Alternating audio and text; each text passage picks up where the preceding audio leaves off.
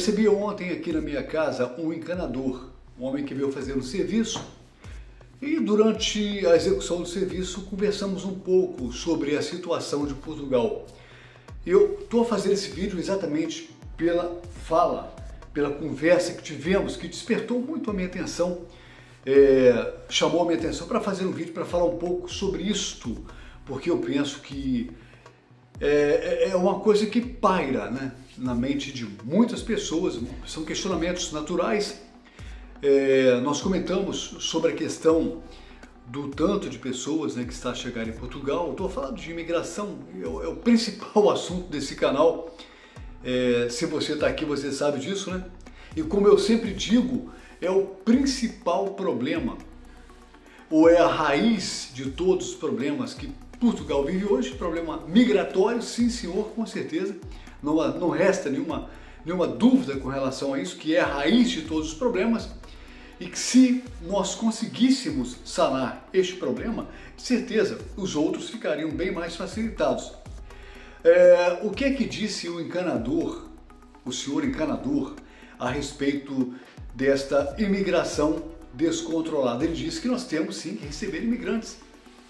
Ele disse que o país precisa de imigrantes, que a mão de obra carece de trabalhadores, que Portugal precisa de trabalhadores e temos sim que manter as portas abertas para a imigração.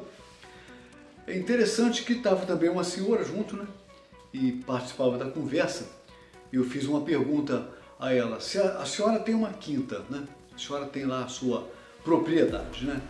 E uma propriedade grande, né? Uma quinta grande que exige a presença de funcionários para poder fazer as manutenções, né? A senhora admitiria pessoas, né, que tivessem um histórico ruim, pessoas más? A senhora admitiria, digamos que, maus elementos, pessoas com má conduta, pessoas com histórico negativo social? Ela disse: de jeito nenhum. Eu falei: exatamente, isso também vale para minha casa aqui. Aqui na minha casa, da porta para dentro, entra quem eu quero que entre.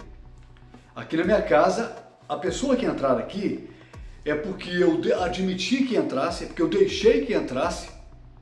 E lógico, no momento que eu deixo a pessoa entrar, eu assumo o risco dessa pessoa ser uma pessoa má ou não. E é lógico, eu, pelos critérios e até pela experiência de vida, eu não vou admitir que uma pessoa ruim, uma pessoa má entre na minha casa. E do que é que eu estou a falar? O nosso país, a nação, o território, é como se fosse uma casa. Portugal é uma casa, E essa casa tem responsáveis, né, pelas suas portas, né, pelas suas entradas, que são os responsáveis pelo governo. São aqueles que estão a gerir o país, né? Estão a gerenciar administrativamente essa nação. São os donos da casa, vamos dizer assim. Na verdade, nós somos os donos, mas temos os representantes legais para poder ficar às portas, né? E dizer quem é que deve entrar, quem é que pode entrar ou não pode entrar. E o que se percebe nesse momento é que nesta casa chamada Portugal, a entrada está franqueada para todo tipo de pessoa. Sim, entram os bons, muitos bons, né? Como disse o encanador, trabalhadores, entram os trabalhadores, é verdade. Portugal tem recebido muitos trabalhadores, muita mão de obra, mas também tem entrado os ruins, os que não vêm para trabalhar, os que vêm para vadiar, para ficar no ócio, para ficar na vadiagem, né? Como durante a conversa, né, foi abordada a questão de que há pessoas que não querem trabalhar, E por incrível que pareça, eu ouvi esse encanador dizer: fazer o quê? Se eles não querem trabalhar, não podemos fazer nada. Ficam na segurança social. Então nós recebemos pessoas que não querem trabalhar, que não vão trabalhar, e aí o governo tem que manter essas pessoas. É assim que funciona? Veja o grau de deturpação das pessoas. Eu estou a falar de um português. Aparentemente um homem ali com seus 45, 50 anos, alguma coisa assim, já com bastante experiência de vida, né? Dizer um negócio desse. Fazer o quê? Se não querem trabalhar, ficam na segurança social e outras ajudas mais, né? Porque nós sabemos que não limita-se apenas a questão de dinheiro, tem dinheiro, moradia, tem comidas, tem tudo, né? É muito complicado, muitíssimo complicado. A gente não vai conseguir resolver a situação do país enquanto não houver uma conscientização da população de que esse negócio de abrir portas para as pessoas entrarem é muito sério, é muito grave. É muito grave. O principal problema que nós temos hoje por conta dessa imigração descontrolada é a questão da moradia, né? E que dificultou a vida de toda a gente, de quem chegou e de quem vive aqui a vida toda, quem nasceu e está aqui.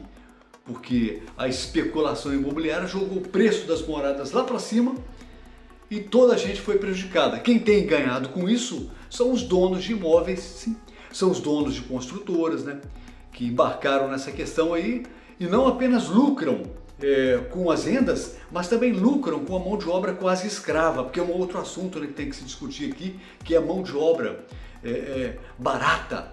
Sim, eles já não empregam mais pessoas para ganhar o que ganhavam antes. Se tinha antes um português que trabalhava ali e ganhava 1.500 euros, 2.000 euros, agora contrata um brasileiro, contrata um africano para ganhar menos de 1.000 euros e com descontos aí vai cair para 700 e poucos euros e não consegue pagar nem um lugar para morar. Mão de obra, muitos deles utilizam-se dessa mão de obra de forma escrava mesmo, né? Escrava, porque põe as pessoas a trabalhar tanto para ganhar tão pouco e estão a lucrar muito com isso. Infelizmente, estou a falar agora de nacionais, de portugueses que estão a fazer aí essa baderna acontecer, né? Não se preocupam com a nação, não se preocupam com o país, se preocupam apenas com seus próprios bolsos, são partícipes de toda essa baderneira, de toda essa, né? Bom, vou te mostrar umas imagens aqui de um ano. Assista comigo essas imagens. 300 e tal mil euros. Eu disse, não é. E que a paz social é uma característica muito apetecível. O sol ainda brilha para os turistas em Lisboa, mesmo com os hotéis e Airbnbs cada vez mais caros. Mas para os moradores a situação é outra e muitos vivem nessas condições. Melita Tomás Fernandes está desesperada e teme por sua casinha. É uma das muitas moradias ilegais nos arredores de Lisboa. Januário Fernandes, um trabalhador humanitário, tenta ajudá-la. E pelo que eu entendi, querem demolir tudo. Há apenas 2 anos, escavadeiras demoliram casas de forma indiscriminada. Outras permaneceram de pé. Porque a própria Câmara não apresenta uma situação que se possa dizer uma situação estável. Neste caso deste bairro e noutros bairros que eu já estive, é a própria população que procura alternativas. A maioria das famílias que mora aqui vem de São Tomé e Príncipe, uma ex-colônia portuguesa. Nenhuma delas consegue mais pagar o aluguel, mesmo trabalhando. Vivia numa casa de 600 euros, depois eles queriam aumentar para 800 euros. Como não tem como pagar, então vim aqui. Então é isso aí. As pessoas vêm de outros países, chegam em Portugal, deparam-se com a situação caótica porque os salários não condizem com as despesas que têm e aí então não conseguem pagar mais o arrendamento de uma casa, de um apartamento, vão construir barracos, vão construir favelas para morar. E depois a Câmara tem que dar jeito, né? Tem que dar jeito, não, vão tirar a gente daqui, vão derrubar, vão demolir a casa, tem que dar uma casa para a gente morar. Aí é muito fácil, né? Aí é muito fácil. Você sai de um país para o outro, chega lá, aí você impõe uma condição social, você constrói um barraco, né? Constrói uma tenda, aí a Câmara toma providência de tirar aquilo dali, porque é uma construção ilegal, nem é uma construção, é uma coisa qualquer que fizeram, e aí tem que se virar e arranjar uma casa para você, tem que te dar uma casa, É isso que tem que acontecer? Bom, há 2 hipóteses a serem discutidas aqui, né? A primeira hipótese é que, de certa forma, a Câmara acaba por ter responsabilidade, assim que a Câmara compõe o governo. E se o governo deixou essa gente entrar, vai ter que assumir agora os problemas que vão acontecer. Porque quando você abre as portas para pessoas entrarem para um país que não oferece condições de trabalho, não oferece, os salários são míseros, o salário português é mísero, mísero. Você que pensa em se mudar para Portugal e pensa que vai lucrar com isso, vai ganhar com isso, você está muito enganado. É um dos piores salários da União Europeia. E as casas, as moradias mais caras da União Europeia. Então, prepare-se para enfrentar a dura realidade. Então, no momento que o governo deixa essas pessoas entrarem, o risco está feito, está aplicado o risco. De quê? De que elas não vão conseguir pagar uma renda, não vão pagar um aluguel e vão ter que construir barracos nos subúrbios, debaixo de ponte, debaixo de viadutos, para poder, se proteger do sol, da chuva, do vento, do frio. Não é assim que funciona? Então o governo, de certa forma, é culpado. É culpado, sim, lógico. Mas se você analisar pelo outro lado, sobre a questão da consciência, como é que é isso? Então, no meu país eu não tinha nada, uma hipótese, né? Eu não tinha nada. Aí vou para outro país só com o bilhete pago, né? E ali, pronto, cheguei, encontro que vou ganhar dinheiro e tal, vou ter condições de pagar casa para morar, comidas, coisas tal, e não consigo. Eu já sabia que isso poderia acontecer. E aí eu conto e cobro que a Câmara, que o governo tem a obrigação de me dar uma casa, coisa que eu não tinha no meu país, né? Então, no país de origem, a pessoa não tinha nada, não tinha nada. Aí chega em Portugal e exige que o governo dê uma casa para ela morar. É de uma petulância sem tamanho, né? Não é só casa não, querem casa, querem comida, querem ajuda de toda a ordem. Como estão a ganhar, estão a receber. Eu vou trazer um vídeo posteriormente que traz a realidade sobre essa questão, porque dizem que o contributo para a Segurança Social é muito... Olha, o que eu sei é que há um rombo, me parece que em torno de 128 milhões de euros por conta dessa questão de bancar pessoas que não fazem nada, não tem onde morar e tal, não tem lucro nenhum. Existe hoje um déficit. Hoje há um déficit, há um rombo nos cofres públicos por conta desse amparo, para pessoas em estado de vulnerabilidade. E eu fico a perguntar, sempre eu faço esse questionamento, né? Isso é um questionamento meu, você não tem que seguir esse raciocínio também e nem concordar comigo, eu vou levantar aqui uma hipótese. Portugal faz parte da União Europeia. Portugal é signatário de tratados internacionais que prevêem apoio, amparo, acolhimento a pessoas em estado de vulnerabilidade, através das políticas de migrações e de asilos, e recebe essas pessoas. A União Europeia impõe essas condições, impõe. É uma imposição do bloco. Portugal faz parte. Mas eu sempre me questiono até que ponto isso tem que ser aplicado no país, quando isso começa a romper os limites, os meandros da soberania nacional, expondo o país ao risco no aspecto cultural, no aspecto de costume, de tradições, nas questões nacionais, Quando isso rompe essa barreira, como é que é isso?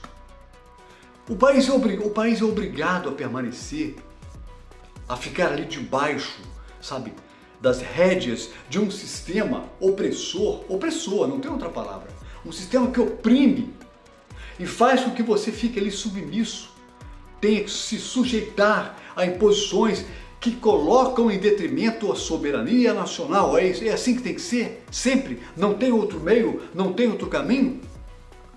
Nós temos hoje um elemento que compõe. Está lá na presidência do Conselho Europeu o senhor Antônio Costa. Eu pergunto para você, na sua opinião, esse homem tem algum sentimento nacionalista ou ele estaria apenas para desenvolver os interesses de Bruxelas, os interesses do movimento dos globalistas? Ele é um deles, Ele é um deles. E ele não tem o menor interesse em resolver a situação de Portugal. Pelo contrário, é só piorar. É só pioras. Só pioras, não há melhoras. Então é assim, qual a solução para Portugal? Qual a salvação para Portugal? Primeiramente, uma conscientização nacional. Se a população não se convencer e não se conscientizar que do jeito que está não pode continuar, que se continuar a haver esses acolhimentos, esses braços abertos, portas abertas, o país vai se perder. O país vai deixar de existir em termos identitários. Porque eu penso que no espaço de 5 a 10 anos, nós teremos aí um outro país apenas com nomenclatura igual e coisa e tal, mas outra gente, porque a substituição populacional está a ser feita. Mas enfim, de acordo com a própria política, né, da União Europeia, Portugal tem que praticar sim esses acolhimentos e receber essas pessoas todas aí, porque afinal de contas a população está a envelhecer, há um índice de natalidade muito baixo. Aliás, Portugal é um dos países onde as famílias menos proliferam, onde há menos filhos e parece que até casamentos ultimamente diminuíram. Mas então, o que o governo tem que fazer então? Então tem que trazer pessoas de fora para poder suprir a falta de pessoas. É assim que funciona? Porque a população local está a envelhecer, os jovens vão para outros países. Então o governo toma como medida encher o país de estrangeiros, de estranhos, para poder preencher vagas. É assim? Essa é a política correta? Essa é a política nacionalista? Eu penso que não. Claro que não. Eu penso que se alguém tem realmente um pensamento patriótico, em vez de substituir a população, não, nós precisamos de mão de obra estrangeira porque não há. Não, ele vai criar mecanismos, situações para atrair os profissionais locais. Portugal não é feito só de velhos. A população imigrante portuguesa é gigantesca. Por conta de quê? Por conta de falta de valorização. Não são valorizados, são muito mal pagos. O que ofertam os profissionais, aqueles que saem da faculdade, aqueles que se formam, o que ofertam é migalhas e vão para outros países. Então, o primeiro passo do governo é valorizar a mão de obra local. É implementar políticas de valorização para que as pessoas não saiam do país e automaticamente não vão ter medo de se casar e ter filhos. Sim, com a boa situação financeira, com a situação econômica resolvida, não haverá motivação ou motivos para poder ir para outro lugar, para ir para outro país. Vão por necessidade. Mas se o país onde eles nasceram oferecer condições para que eles possam se casar, estabelecer família e ter filhos, não haverá necessidade. São 2 coelhos que matam-se numa paulada só. O português, o jovem português, não vai sair de Portugal, vai permanecer em Portugal, vai se casar, vai ter filhos e 2 coisas serão resolvidas. O problema da mão de obra e o problema da natalidade, porque vão ter filhos. Mas a mentalidade desse governo é a mentalidade do globalismo. É isso aí. É a substituição populacional, é a política da balbúrdia, da bagunça, da confusão, da Torre de Babel. E se Portugal continuar nesses trilhos, nós teremos em pouco tempo aí, eu disse num vídeo atrás aí, coloquei um título, que seria Brazugal, acho que é isso aí, o novo Brazugal, ou o novo Portuzil, né? Mas é para além disso, porque brasileiro é só um detalhe. O que tem de pessoas da Índia, do Bangladesh, do Nepal, eu não preciso falar para ninguém, né? Você anda pelas ruas, né? E você encontra... faça uma caminhada por uma rua e conte quantos portugueses você encontra e quantos estrangeiros. Já é de uma disparidade descomunal. Isso em 2025. Se continuar do jeito que está, com facilitações de documentos, né? Tudo muito mais facilitado, tudo muito mais ágil para desenvolver logo aí essa integração, nós não teremos Portugal em 2030. Já será outro país com o mesmo nome. Talvez tenha até que mudar isso aí, né? Quem sabe, né? Me desculpa, isso aqui é uma brincadeira, um trocadilho, mas vão ter que mudar. Sei lá, República Indiana da Ibéria, sei lá, um troço, qualquer outra coisa, menos Portugal. O Portugal que você conhece, que você nasceu, cresceu, esse Portugal vai deixar de existir com essa política implantada pelo PS e pelo PSD, que prestam toda obediência às diretrizes, às determinações da União Europeia, que não estão nem aí para o que eu acabei de falar, soberania nacional. Aliás, Por falar em soberania nacional, as crianças, os miúdos, nem mais sabem cantar o hino de Portugal. Sabia disso? O meu filho está no 3º ano e não foi ensinado ele na escola até hoje o hino à portuguesa. Por que isso? O meu filho nunca viu na escola hastear a bandeira de Portugal. Nunca cantaram o hino de Portugal na escola do meu filho, com 8 anos, no 3º ano. Como é que é isso aí? Fala para mim. Todas as políticas para tirar das pessoas o sentimento patriótico nacionalista estão sendo praticados. Tudo isso está sendo feito para tirar o chamado amor à pátria. Está sendo tudo retirado, aos poucos. E agora já é muito perceptível. Mas é o que temos para hoje. Se a gente continua do jeito que estamos, onde é que vamos parar? É isso aí. Existe um jeito de fazer a coisa acontecer. Mudar os rumos políticos da nação. São os que administram, né? E nós temos, nesse momento, uma única hipótese. Você sabe qual é? Eu digo em quase todos os vídeos. E vou encerrar esse dizendo mais uma vez. Dia 18 de maio, se você gosta de Portugal, se você ama Portugal e não quer que esse país se perca, vote Chega. Vote Chega. Diga não ao PS e ao PSD. Eles, durante 50 anos, caminharam de mãos dadas com essa política de destruição e levaram esse país ao caos em que se encontra hoje. Se você quer mudar, Partido Chega, André Ventura, primeiro-ministro. Caso contrário, não teremos boas coisas para continuar a falar aqui. Eu peço a você que dê um like no vídeo, subscreva-se no canal e, é claro, não deixe também de compartilha com os amigos, compartilha nos grupos. Vamos promover esse pensamento e tentar fazer alguma coisa para dar um stop nessa destruição. Eu sou o Lael Santos e espero vê-lo num próximo vídeo. Um abraço grande e até a próxima.